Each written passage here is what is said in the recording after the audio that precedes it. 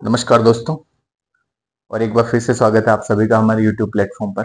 और हम आज डिस्कस कर रहे हैं मुगल राजपूत संबंधों में राय सिंह जी की क्या भूमिका थी। ठीक है, तो अपन ने पिछले लेक्चर में डिस्कस किया था कि मुगल राजपूत संबंधों में मान सिंह जी की भूमिका क्या थी। अब राय सिंह जी की भूमिका अपन देखते हैं। ठीक है, तो ये है हमारा मध्यकालीन राजस्थान का अंतिम लेक्चर। इससे पहले अपन प्राचीन पढ़ चुके हैं, मध्यकालीन पढ़ चुके हैं, और शायद मॉडर्न के भी अपन 10 लेक्चर के आसपास कंप्लीट 10 या 12 लेक्चर अपन करेंगे। और इस नवंबर के महीने के अंत तक अपन पूरी तरह से ये अपन डिस्कस कर चुके होंगे, है ना। पूरा राजस्थान कवर कर चुके होंगे। उसके बाद अपन इंडिया वाला बचेगा।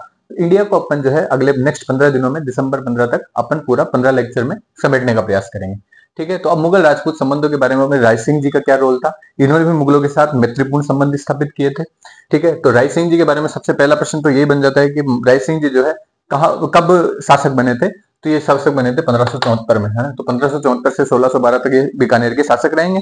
ठीक है, बीकानेर के जो राजा थे कल्याणमल जी, उनके पुत्र हुआ करते थे।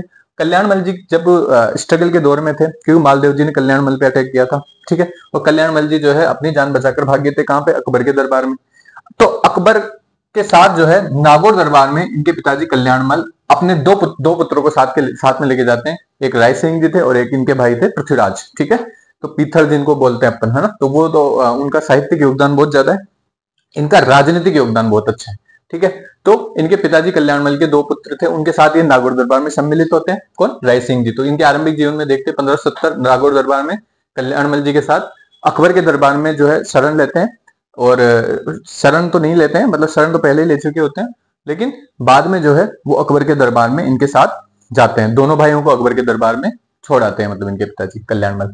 फिर इसके बाद जो है इनको 72 से लेकर 74 के बीच में जोधपुर का प्रशासक नियुक्त किया जाता है, क्योंकि विश्वास पात्र थे अकबर के। ठीक है, तो इनको विश्वास पात्र होने के नाते 1572 से लेकर 74 तक जोधपुर का प्रशासक बनाया जाता है। ठीक है, बीकानेर के अंडर ही। तो ये 3 काम करेंगे जोधपुर के प्रशासक में रहते हुए। ठीक है, तो एक तो कठौली का युद्ध होता है इब्राहिम मिर्जा। तो मिर्जा विद्रोह अपन ने पढ़ा था पिछली बार मानसिंह वाले लेक्चर में। तो मानसिंह वाले लेक्चर में मिर्जा विद्रोह के बारे में अपन ने ये देखा था कि वो जो है अपने सरनाल के युद्ध में जो है जीत हासिल करते हैं मानसिंह जी। ठीक है, तो जिस सरनाल के युद्ध में इब्राहिम मिर्जा के खिलाफ जीत हासिल करते हैं, वो सरनाल से भाग के कहा आ गया? इधर कठौली आ गया। तो कठौली में राय सिंह जी उनका वेट कर रहे थे। तो राय सिंह जी ने कठौली के युद्ध में इब्राहिम मिर्जा को हराया। ठीक है, तो इस तरीके से जो है कठौली के युद्ध में कौन जीतता है? अंततः वो राय सिंह जी जीतते हैं। फिर इसके बाद सिरोही। सिरोही में जो है बीजा देवड़ा, सिरोही में दो भाइयों के बीच में एक उत्तराधिकार द्वंद रहता है, बीजा देवड़ा और सुल्तान देवड़ा के बीच में। तो बीजा देवड़ा को ये जो है भगा देते हैं, क्योंकि वो थोड़ा उत्पाती टाइप का आदमी था और वो जो है आसपास अशांति क्रिएट कर रहा था। तो बीजा देवड़ा को कौन भगा देता है? राय सिंह जी भगा देते हैं, इसे इस क्षेत्र से खाली करवा देते हैं। और उनके भाई सुल्तान देवड़ा को जो है शासक बना दिया जाता है। कहाँ का? सिरोही का। ठीक है, बाद में जब जगमाल जो है उनको राज्य नहीं मिला हुआ था कहीं पे भी, है ना। जगमाल महाराणा प्रताप के भाई थे, तो उनको जो है सिरोही का आधा राज्य दिया जाता है। वो भी किसके द्वारा दिया जाता है? राय सिंह जी द्वारा दिया जाता है। ये भी महत्वपूर्ण बात है। ठीक है, राय सिंह जी के कहने पे अकबर जो है उनको सिरोही का आधा राज्य दे देता है। ठीक है, ताकि सुल्तान भी क्या है? कंट्रोल में रहे, है ना। सुल्तान देवड़ा के जो सर है वो भी अकबर के विरुद्ध जा रहे थे। ठीक है, तो इसने जो है अकबर की अधीनता स्वीकार कराई। किससे? सुल्तान देवड़ा जो है अकबर की अधीनता स्वीकार करता है राय सिंह के कहने पर। ठीक है, तो ये भी है। और फिर वो अपन ने दत्तानी वाला युद्ध वगैरह देखा ही था। तो दत्तानी वाले युद्ध में जगमाल को परास्त करके ये आधा राज्य में मिला लेता है सिरोही में। बाद में ये वापस जो है अकबर का प्रतिद्वंदी बन जाता है। तो इस तरीके से एक सुल्तान देवड़ा वाली स्टोरी भी है। फिर एक था जालोर का ताज खां। तो जालोर में एक ताज खां नाम का एक शासक हुआ करता था। वो अकबर के अधीनता जो है स्वीकार करने से पहले मना कर रखा था। तो जालोर के ताज खां को जो है ये भी राय सिंह ही अकबर के अधीन लेके आता है। तो ये थे अपने राय सिंह के जोधपुर प्रशासक के रूप में क्या क्या इंपॉर्टेंट पॉइंट थे। इसके बाद जो है राजा बन जाते हैं राय सिंह जी। राजा बन जाते हैं 74 में। ठीक है, 74 जोधपुर प्रशासक से सीधे बीकानेर चले जाते हैं। बीकानेर जाके वो अपने राजा बनेंगे। और राजा बनते ही मुगल सहायता जो है क्या क्या करी थी, और मुगलों से इनको इन सहायता के बदले में क्या क्या गिफ्ट या क्या क्या प्राप्तियां हुई है, इसमें से आपसे प्रश्न पूछे जा सकते हैं। ठीक है, तो सबसे पहले मुगल सहायता में देखेंगे अपन। तो काबुल 1581 में मानसिंह के सहयोग से काबुल जीतता है। ठीक है, तो मानसिंह को सेनापति बनाया जाता है। उसके अधीन जो है एक सेना का नेतृत्व करते हैं राय सिंह जी। और राय सिंह जी जो है 1581 में काबुल अटैक में मानसिंह जी के साथ थे। ठीक है, तो ये महत्वपूर्ण बिंदु हो जाता है कि काबुल में मानसिंह की मदद करी। फिर बलूचिस्तान विजय में भी इनका बहुत अच्छा योगदान माना जाता है। ठीक है, उसके बाद कंधार विद्रोह हुआ था 1591 में, ठीक है। मुगलों के समय कंधार विद्रोह हुआ था कब? 1591 में, अकबर के समय। तो 1591 में अब्दुल रहीम खान खाना है, उनके साथ जो है इनको भेजा जाता है, और उस समय जो है कंधार के विद्रोह का भी दमन किया जाता है। किसके द्वारा? राजा राय सिंह द्वारा। फिर उसके बाद ठट्टा में अभियान होता है। ठट्टा अपने सिंध में पड़ता है ना, सिंध वाला क्षेत्र है, तो उसमें ठट्टा क्षेत्र पड़ता है। तो ठट्टा में जो है 1593 में बुरहान उल मुल्क के साथ जाके राय सिंह जी ने जो है ठट्टा अभियान किया था, ठट्टा वाले क्षेत्र को जीता था। तो ये भी एक इनका महत्वपूर्ण योगदान है। इसके अलावा मेवाड़ वाले के साथ जो है 2 संघर्षों में राजा राय सिंह जी मौजूद थे। दोनों संघर्ष जो है सलीम यानी कि जहांगीर के नेतृत्व में लड़े जाते हैं, और जहांगीर के नेतृत्व में 1599 में अटैक किया जाता है, और 1603 पर अमर सिंह जी इस समय शासक हुआ करते थे। 1599 और 1603 दोनों में अटैक किया जाता है, और दोनों में जो है राय सिंह इनके साथ रहते हैं। हालांकि ये मुगल जो है उस संघर्ष में जीत नहीं पाते हैं, लेकिन फिर भी राय सिंह जो है किनके साथ बने रहते हैं? सलीम के साथ, जहांगीर के साथ। तो जब इस पूरे अभियान में जहांगीर के साथ रहेंगे तो राय सिंह जी जो है जहांगीर के खास हो जाएंगे। खास हो जाएंगे तो बहुत ज्यादा विश्वास करते हैं जहांगीर इस पे, है ना, ये भी ध्यान रखना। तो सलीम का अच्छे मित्र बन जाते हैं राय सिंह जी, ठीक है। उसके बाद मुगलों से जो है क्या क्या इनको गिफ्ट मिले, जब इन्होंने इतना योगदान दिया मुगलों के साथ, इतने संघर्षों में शामिल रहे, पार्टिसिपेशन किया, तो मुगलों से क्या क्या प्राप्तियां उनको मिली। तो मुगलों से अपन देखते हैं कि 1577 में 51 परगने प्राप्त होते हैं इनको, ठीक है। 51 परगने और 4000 का मनसब दिया जाता है। तो 74 में शासक बनते हैं, 77 में 51 अकबर जो है इनको 51 परगने और 4000 का मनसब देता है। इसके बाद जो है 1593 में 93 में जूनागढ़ वाला जो प्रदेश है उसका सूबेदार बना दिया जाता है, ठीक है। तो जूनागढ़ वाला प्रदेश का सूबेदार कब बनाया जाता है? 1593 में, ठीक है। अकबर बनाता है, ठीक है, विश्वास पात्र आदमी। तो 1593 में जूनागढ़ प्रदेश दे दिया जाता है, उसका सूबेदार बना दिया जाता है। फिर 1604 में शमशाबाद और नूरपुर की जागीर दी जाती है, ठीक है। तो 1604 में शमशाबाद, मेवाड़ के अभियान के बाद शमशाबाद और नूरपुर की जागीर दे दी जाती है, और राय की उपाधि दी जाती है इनको, ठीक है। तो ये भी महत्वपूर्ण प्रश्न बनता है कि 1604 मेवाड़ अभियान के बाद जो है राय सिंह को कौन कौन सी जागीरें दी जाती है? तो शमशाबाद और नूरपुर की जागीर। या फिर ये पूछ सकते हैं कि राय सिंह को राय की उपाधि किस अभियान के बाद दी जाती है? तो वो था मेवाड़ अभियान 1603 के बाद, ठीक है। तो ये भी ध्यान रख लेना। फिर 1605 में जहांगीर शासक हुए थे, जहांगीर शासक बने 1605 में। 1605 में अकबर की मृत्यु हो जाती है, और जहांगीर ने शासक बनते हैं ना, क्योंकि मित्र हो गए ना, तो 4000 का मनसब था पहले इनके पास, अब ये मतलब कितने का हो गया? 5000 का हो गया, ठीक है। तो ये वेरी इंपॉर्टेंट है। ये अपने कि मारवाड़ के किस शासक को, मारवाड़ नहीं, बीकानेर के किस शासक को जो है 5000 का मनसब दिया गया था? तो वो कौन थे सबसे पहले शासक? वो थे राय सिंह जी, ठीक है।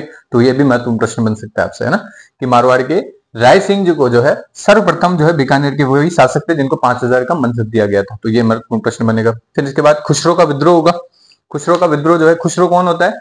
अपने, मैंने कल बताया था, मान सिंह का भांजा, ठीक है, मानी भाई का पुत्र, जहांगीर का पुत्र। तो जहांगीर के पुत्र था खुसरो विद्रोह। तो खुसरो जब विद्रोह को शांत कराने के लिए जहांगीर जाता है, ठीक है, तो उसमें आगरा का जिम्मा उस समय जो है किसको दिया जाता है? जो सबसे विश्वास पात्र होगा उसी को आगरा का जिम्मा दिया जाता है। तो आगरा का जिम्मा किसको दिया जाता है? महाराजा राय सिंह को, ठीक है। तो वह भी महत्वपूर्ण इंपॉर्टेंट बात है कि राय सिंह जी को जब खुसरो विद्रोह को शांत करवाने जाता है जहांगीर, तो उस समय आगरा का जिम्मा दिया जाता है। तो ये एक इंपॉर्टेंट प्रश्न यहां से बन सकता है आपका, ठीक है। तो ये था अपना राय सिंह जी का मुगलों के साथ किस तरीके से संबंध रहा था। फिर इनकी सांस्कृतिक उपलब्धियों में देखे राय सिंह जी के में, तो जूनागढ़ का दुर्ग, जो इनके मंत्री थे करमचंद, तो इनके फेमस मंत्री हुए करमचंद, ठीक है। तो जय सोम नाम का एक विद्वान भी हुआ है, वो इनकी इन्हीं करमचंद्र के जो है जीवनी पे लिखता है, करमचंद वंश उत्कीर्णम, है ना, ये काव्य लिखता है जय सोम नाम का विद्वान, ठीक है। अपन पढ़ेंगे करमचंद वंशोत्कीर्तनम, तो ये काव्य लिखता है जय सोम, बाद में देखेंगे, है ना। तो इनके मंत्री थे करमचंद, उनकी देखरेख में जो है जूनागढ़ दुर्ग का निर्माण किया जाता है। जूनागढ़ दुर्ग का पहले नाम था चिंतामणि। देखो अब ये दुर्ग बन रहा है 1589 से लेकर 94 में, ठीक है। अब आप देखेंगे 93 में जो है इनको जूनागढ़ प्रदेश का जागीर दे दी जाती है, सूबेदार बना दिया जाता है, ठीक है, अकबर द्वारा। तो जैसे ही जूनागढ़ प्रदेश को जागीर दी जाती है, तो 93 में जूनागढ़ इतना पसंद आ जाता है कि अपने किले का नाम ही क्या रख देते हैं बाद में? जूनागढ़ दुर्ग। उससे पहले इनको इसको क्या कहा जाता है? चिंतामणि दुर्ग, ठीक है। तो ये भी महत्वपूर्ण क्वेश्चन बनता है आपके, ठीक है। तो जूनागढ़ दुर्ग जो है मंत्री करमचंद की देखरेख में बनाया गया था, ये ऐसा प्रश्न आपसे पूछा जाता है, ठीक है। तो जूनागढ़ दुर्ग के जो बाहरी हिस्सा है उसी में है राय सिंह प्रशस्ति। जैता एक जैन मुनि हुआ करते थे, तो जैता ने जो है वो राय सिंह प्रशस्ति लिखी थी, जिसमें राय सिंह की सारी उपलब्धियों के बारे में उसमें जिक्र अपने को मिलता है। कहां पे? राय सिंह प्रशस्ति में। तो ये महत्वपूर्ण आपका यहाँ से भी एक प्रश्न बन सकता है। इसके अलावा बीकानेर चित्रकला का आरंभ हुआ था इनके समय में। तो बीकानेर चित्रकला का आरंभ हुआ था और सबसे पहला जो चित्र बनाया गया ना, वो कौन सा चित्र बनाया गया? भागवत पुराण का चित्र। तो सांस्कृतिक उपलब्धियों में देखें ना, तो सबसे महत्वपूर्ण बीकानेर चित्रकला का आरंभ किस शासक के समय हुआ था? तो वो थे राय सिंह जी। और सबसे पहला जो चित्र कौन सा बना था? अपने भगवत पुराण का चित्र बना था। इसके बाद ये खुद आंसू कवि थे। आंसू कवि वो कवि होता है जो इंस्टेंटली कविता रच देता है, जैसे इंस्टेंटली कोई इवेंट देखा और उसके ऊपर कविता लिख दिया। तो जब ये दक्षिणी अभियान में थे, व्यस्त थे, तो इन्होंने है ना फोग नाम का एक अपने को वृक्ष दिखाई दिया इसको, है ना। वृक्ष मतलब जो फोग झाड़ी होती है बेसिकली, जो मारवाड़ में उगती है ना। तो मारवाड़ और बीकानेर वाले क्षेत्र में फोग झाड़ी उगती है, तो वो फोग को दक्षिण में देख के तो उस पे एक कविता लिखते हैं, है ना। तो इसलिए तुरंत कविता लिख देते हैं, इसलिए इनको आंसू कवि भी कहा जाता। तो ये फेमस आंसू कवि थे, है ना। और फोग नामक झाड़ी पर कविता इन्होंने लिखी थी तुरंत देखते ही, ठीक है, इंस्टेंट। और फिर इनकी प्रमुख रचनाएं चार थी इनकी: रायसिंह महोत्सव, वेदक वंशावली, बाल बोधनी और ज्योतिष रत्नमाला। ठीक है, तो ये फेमस चार कवि इनकी खुद की रचनाएं हैं। तो ये बिल्कुल आपको मुख जबानी याद होनी चाहिए। ठीक है, कौन कौन सी? रायसिंह महोत्सव, वेदक वंशावली, बाल बोधनी और ज्योतिष रत्न माला। ठीक है, तो ज्योतिष रत्न माला, ये सारी चीजें आप याद रख लेना। फिर इनके समय में घोर त्रिकाल पड़ा। ठीक है, त्रिकाल कब होता है? जब अन्न, धन और चारे तीनों की कमी होती है। अन्न पानी और चारा तीनों नहीं होता ना, तो उसको त्रिकाल बोला जाता है। ठीक है, तो राजस्थान में त्रिकाल बहुत वर्षों से पड़ते हुए आए हैं, जिस समय अन्न भी नहीं रहता है, पानी भी नहीं रहता है और चारा भी नहीं रहता है पशुओं के लिए, तो इसको बोलते हैं त्रिकाल। ठीक है, तो घोर त्रिकाल पड़ा था। तो उस समय सदाव्रत हो लेते लोगों के लिए, कि लोगों को आश्रय मिले, उनके पशुओं को दाना मिले। ठीक है, तो उसके लिए क्या है, इन्होंने उस समय में सदाव्रत खोले थे। तो सदाव्रत एक तरीके से धर्मशाला टाइप की चीज होती है, जहां पे लोग शेल्टर लेते हैं। भीषण गर्मी पड़ती है त्रिकाल में, बहुत भयंकर अन्न पानी की कमी हो जाती है, तो लोगों को पानी पिलाया जाता है, वहां पे लोगों को धान दिया जाता है, खाना दिया जाता है। ठीक है, तो इन्होंने बहुत सारे सदाव्रत खोले थे। ठीक है, उस समय। तो इसके बाद देखते हैं कि इनके इस दयालु व्यवहार के बारे में जो है मुंशी देवी प्रसाद इनको राजपुताने का कर्ण कहते हैं। तो इनको इस दयालु व्यवहार, जहां पर घोर त्रिकाल पड़ने पर इन्होंने बहुत सारे सदाव्रत खोले थे, तो मुंशी देवी प्रसाद ने इनको उस समय राजपुताने का कर्ण कहा है। तो ये भी महत्वपूर्ण प्रश्न बनता है आपके, कि राजपुताने का कर्ण किसने कहा था? राजपुताने का कर्ण राय सिंह जी को मुंशी देवी प्रसाद ने कहा था। तो ये भी महत्वपूर्ण प्रश्न बनता है। फिर एक जयसोम नाम का एक, मैंने कहा था कि इनके मंत्री करमचंद की पूरे वंश की उत्कीर्णन कर रहा है, तो जयसोम ने क्या लिखा था? करमचंद वंशोत्कीर्तनम। ठीक है, ठीक है, तो इस समय जो है इन्होंने जो है करमचंद वंशोत्कीर्तनम में इनको, जो अपने राय सिंह जी हैं, इनको क्या कहा है? राजेंद्र कहा है। ठीक है, तो राय सिंह जी को राजेंद्र की उपाधि किसने दी थी? तो इनकी अगर दो उपाधियां देखी जाए ना, तो उपाधि एक तो राजेंद्र की उपाधि दी गई है, किसके द्वारा? जयसोम के द्वारा। और एक इसको कहा गया है राजपुताने का कर्ण। राजपुताने का कर्ण कौन कहता है?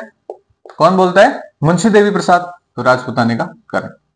ठीक है, तो ये दोनों उपाधियां जो है आपको याद होनी चाहिए, है ना, क्योंकि प्रश्न आपसे यही पूछेंगे कि राजेंद्र किसने कहा है, राजपुताने का कर्ण किसने कहा है। ठीक है, फिर इनकी मृत्यु जो है 1612 में बुरहानपुर, महाराष्ट्र में पड़ता है अपने, तो बुरहानपुर दक्षिण में, दक्षिणी अभियान के टाइम पे बुरहानपुर में इनकी डेथ हो जाती है। तो ये थे अपने राय सिंह जी। राय सिंह जी के बारे में यही महत्वपूर्ण जानकारी है, इससे ज्यादा आपके प्रश्न बनेगा नहीं। ठीक है, तो एक बार फटाफट से क्विक रिवीजन कर लेते हैं। इनके आरंभिक जीवन में नागौर दरबार में ये पिता कल्याणमल के साथ शामिल होते हैं, और वहां पर इनके दोनों पुत्रों को जो है अकबर के दरबार में छोड़ दिया जाता है। और दोनों पुत्रों का नाम क्या था? एक तो राय सिंह जी, एक पृथ्वीराज जी। फिर इसके बाद देखते हैं 1572 से 74 में इनके विश्वास पात्र, अकबर के विश्वास पात्र बन जाते हैं। तो उस समय इनको बीकानेर का, अपने जोधपुर का प्रशासक नियुक्त कर दिया जाता है। इसके बाद जो है जब इनके पिताजी की मृत्यु हो जाती है कल्याणमल जी की, तो बीकानेर का शासक बनते हैं। फिर कठौली के युद्ध में इब्राहिम मिर्जा को हराते हैं, और सिरोही में बीजा देवड़ा और सुल्तान देवड़ा, बीजा देवड़ा को भगा के सुल्तान देवड़ा को शासक बनाया जाता है। वहां पे जगमाल को आधा राज्य दे दिया जाता है और उससे अकबर की अधीनता स्वीकार करवा ली जाती है। लेकिन बाद में सुल्तान देवड़ा जो है इनके खिलाफ चला जाएगा और जगमाल से दत्तानी के युद्ध में जो है जगमाल से आधा राज्य छीन लेगा और उस जगमाल की हत्या कर देगा। और सुल्तान देवड़ा जो है वापस अकबर के खिलाफ हो जाएगा। फिर जालोर के ताज खां को जो है उसको भी अकबर की अधीनता स्वीकार करवाते हैं। कौन? राय सिंह जी। तो ये इन्होंने जोधपुर प्रशासक के तौर पर कार्य किए थे। मुगलों की सहायता के टाइम पे क्या क्या किया था? 1581 में काबुल में अटैक करते हैं, मान सिंह के साथ जाते हैं। बलूचिस्तान विजय के दौरान भी जो है इन्होंने बहुत महत्वपूर्ण रोल प्ले किया था। कंधार विजय में जो है 1591 में खाने खाना के साथ जाते हैं और कंधार के विद्रोह का दमन किया जाता है। थट्टा सिंध में पड़ता है, तो थट्टा अभियान में बुरहानुद्दीन के साथ जाते हैं, है ना, 1593 में। मेवाड़ में दोनों जो अभियान किए थे सलीम के नेतृत्व में किए थे।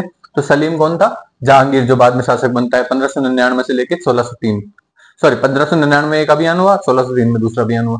फिर मुगल प्राप्तियों में देखते हैं तो 1577 में 51 परगने दिए जाते हैं, 4000 का मनसब दिया जाता है। 1593 में जूनागढ़ का प्रदेश का सूबेदार बना दिया जाता है। 1604 में शमशाबाद और मीरपुर की जागीर दी जाती है और राय की उपाधि दी जाती है, तो वो भी स्वीकार करते हैं। 1605 में जो है जहांगीर शासक होता है, जिसमें 5000 की मनसब दिया जाता है। जहांगीर शासक बनते हैं और खुसरो विद्रोह में आगरा का जिम्मा इनको मिलता है। ठीक है, फिर इनकी सांस्कृतिक उपलब्धियां देखते हैं कि जूनागढ़ के दुर्ग में 1589 से लेकर 94 तक इनके मंत्री करमचंद द्वारा बनाया जाता है, लेकिन 93 में जब इनको जूनागढ़ का प्रदेश दे दिया जाता है तो इस दुर्ग का नाम जूनागढ़ रख देते हैं। पहले इसका नाम क्या हुआ करता था, चिंतामणि दुर्ग। ठीक है, तो रायसिंह प्रशस्ति यहाँ पे खुदवाई जाती है जेता द्वारा। जेता जैन मुनि होते हैं, उनके द्वारा रायसिंह प्रशस्ति खुदवाई जाती है। फिर बीकानेर चित्रकला का आरंभ हुआ था इन्हीं के समय में, और भागवत पुराण पर इनका पहला चित्र बनता है यहाँ पे। आंसू कवि थे, फोक पर कविता लिखते हैं। प्रमुख रचनाएं में देखते हैं तो रायसिंह महोत्सव, वेदक वंशावली, बाल बोधनी, ज्योतिष रत्नमाला, ये 4 प्रमुख है। घोर त्रिकाल पड़ता है तो उस त्रिकाल में सदाव्रत खोलते हैं। इसी वजह से मुंशी देवी प्रसाद ने इनको राजपुताने का कहा और जयसोम ने कर्म वंशोत कीर्तनम में राजेंद्र कहा है। इनकी मृत्यु जो है 1612 में बुरहानपुर में हो जाती है। तो ये था अपना रायसिंह। फटाफट क्विक रिवीजन भी कर लिया अपन ने और रायसिंह का पूरा देख भी लिया शासनकाल। तो इतने में रायसिंह से आपके इससे बाहर प्रश्न आएंगे नहीं, है ना। ये मैंने बहुत डिटेल में डेप्थ में पढ़ा दिया और फालतू ज्यादा चर्चा करने से भी कोई फायदा नहीं उस तरीके का। ठीक है, तो आप रायसिंह ऐसे याद कर लो। और इसके बाद जो है अपन मॉडर्न शुरू करते हैं।